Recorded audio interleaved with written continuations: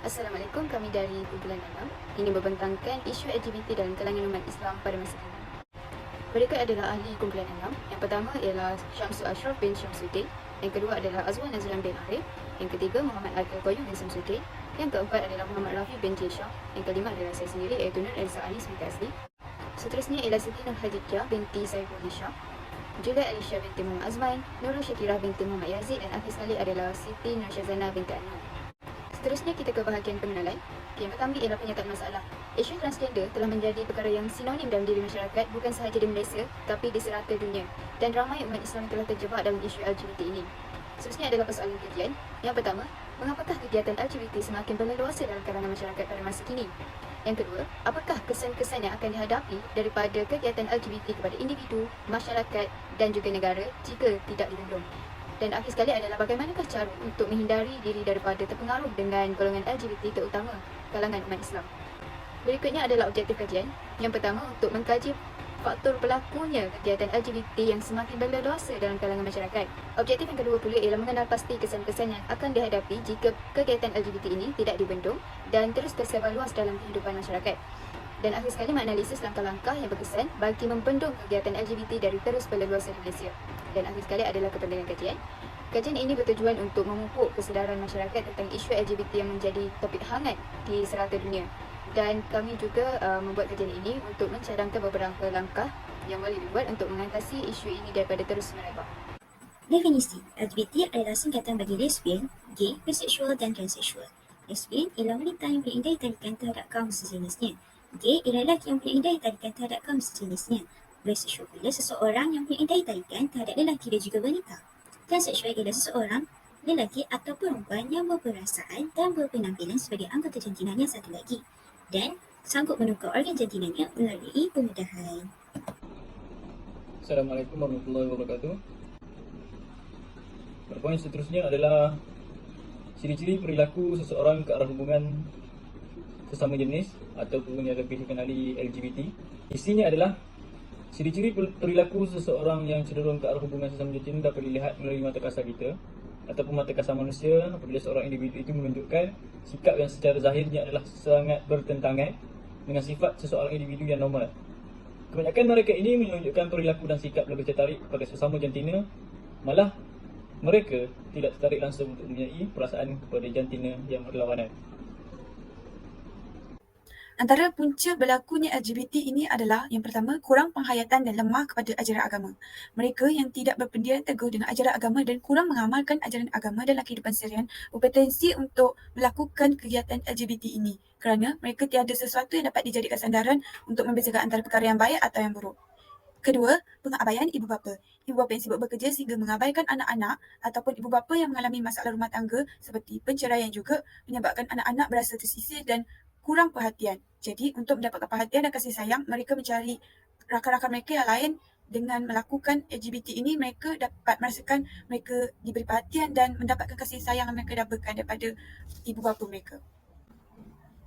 Punca yang seterusnya adalah pengaruh media massa. Mereka terpengaruh dengan melihat penampilan yang menonjolkan mereka berpakaian seperti wanita bagi lelaki atau lelaki bagi wanita. Selain itu, dorongan ibu bapa juga menjadi punca di mana LGBT ini berlaku. Ibu bapa mengubah gaya hidup anak mereka disebabkan mereka tidak dapat menerima hakikat bahawa jantina anak mereka yang mereka inginkan adalah sebaliknya. Dan mereka bertekad untuk mengubah gaya hidup anak mereka.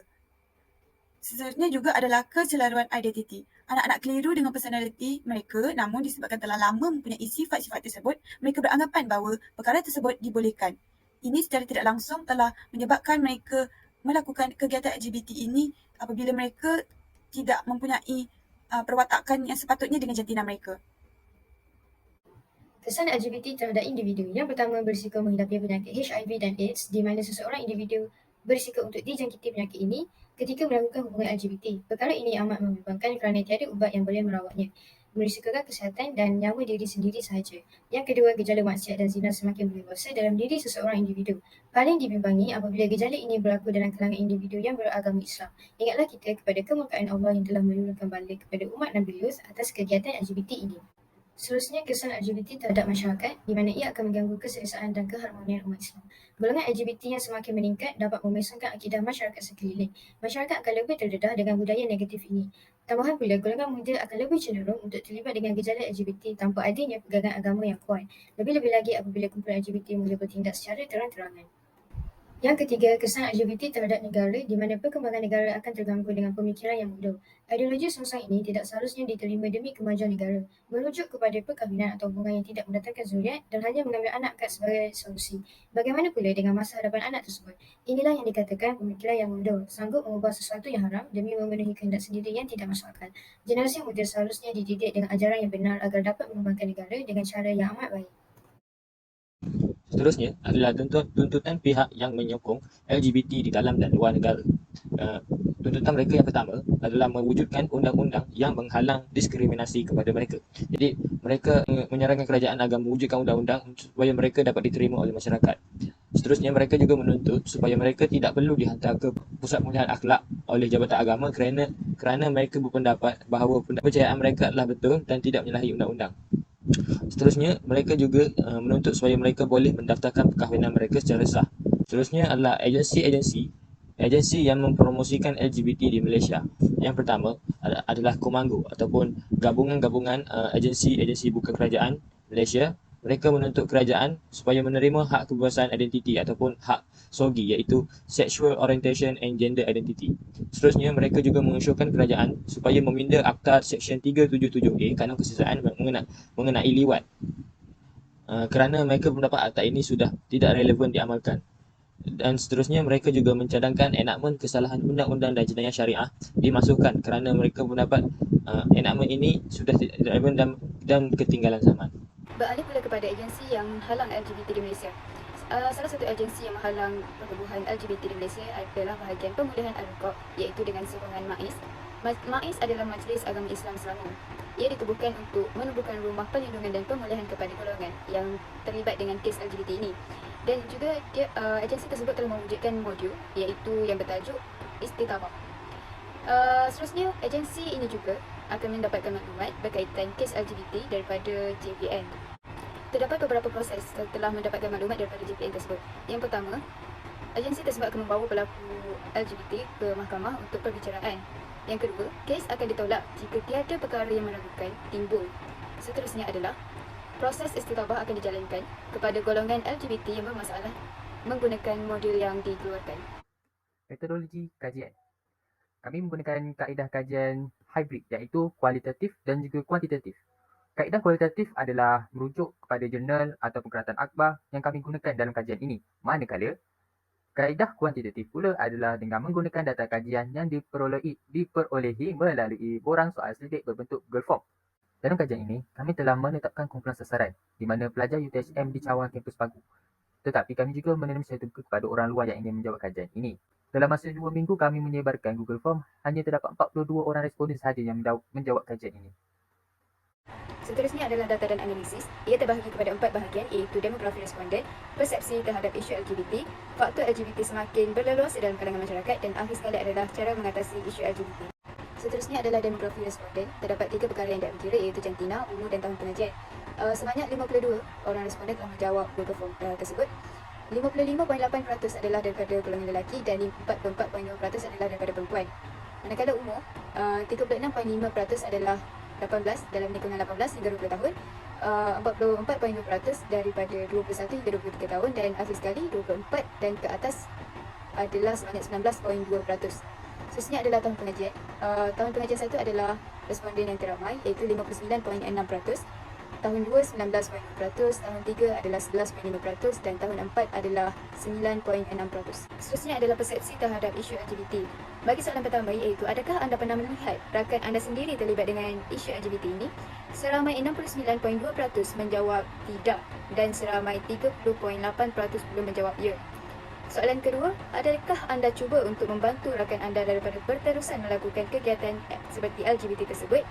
Sebanyak 61.5% menjawab tidak dan 38.5% menjawab ya. Soalan seterusnya adalah, adakah anda pernah terlibat dengan kegiatan LGBT?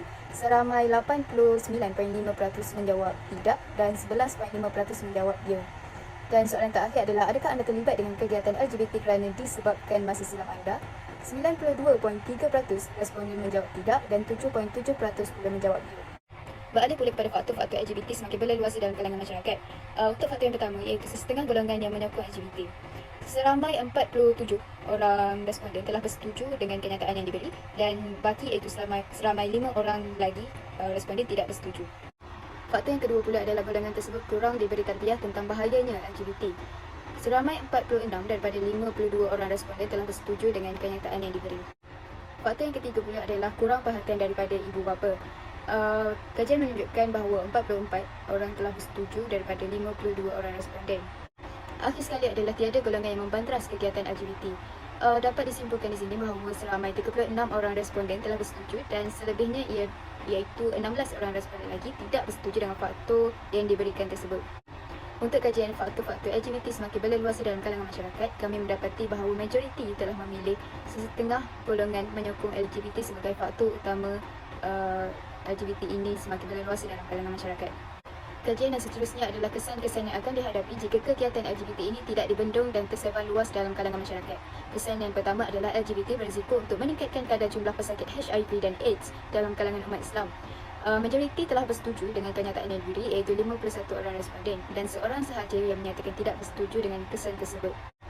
Kesan yang seterusnya adalah LGBT menyebabkan gejala maksiat dan zina semakin berleluasa terutama dalam kalangan umat Islam.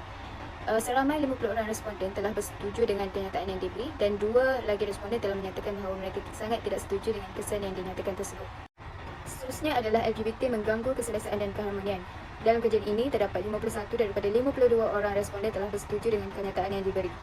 Seterusnya, graf ini menyatakan bahawa 38 responden sangat bersetuju dan 12 lagi bersetuju dengan kesan LGBT akan mengganggu pertumbuhan generasi muda dalam kalangan umat Islam terutamanya. Menjadikan seramai 50 orang responden iaitu majoriti responden bersetuju dengan kesan yang diberikan. Akhir sekali, kami juga mengkaji langkah-langkah yang berkesan untuk membendung kegiatan LGBT dari terus berleluasa dalam kalangan masyarakat.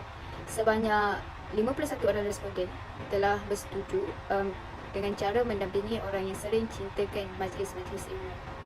Selain itu, langkah sering meluangkan masa bersama kawan-kawan atau keluarga dengan melakukan aktiviti luar telah mendapat sebanyak 49 orang bersetuju dengan kenyataan yang diberi dan 3 orang lagi tidak bersetuju dengan kenyataan tersebut. Beralih pula ke langkah seterusnya iaitu menghindari diri daripada duduk di dalam bilik serta kurangkan meluangkan masa dengan media sosial. Hal ini mendapat persetujuan daripada 50 orang responden dan hanya seorang tidak bersetuju dengan kenyataan yang diberi. Langkah yang terakhir adalah menghindarkan diri daripada bergaul dengan orang yang sering mengajak melakukan perkara yang mazmumah ini. Hal ini dipersetujui oleh 50 orang responden dan hanya seorang responden tidak bersetuju. Kesimpulannya, pengetahuan masyarakat cukup baik berkenaan dengan identiti, ciri-ciri tingkah laku, faktor dan kesan yang mempengaruhi kegiatan LGBT. Gejala LGBT ini sememangnya sesuatu yang sukar untuk dibendung jika pihak-pihak merajik gagal untuk bertindak pantas dalam memberikan respon terhadap tingkah laku LGBT. Sesebuah negara yang maju tidak hanya berkisah tentang kemajuan infrastruktur dan perasaan sahaja, malah yang lebih penting ialah menyentuh tentang sikap, peradaban dan kehidupan sosial masyarakat yang menepati lunas kehidupan manusia sejagat. Akhir sekali, semua pihak harus bekerjasama dalam membendung kegiatan LGBT.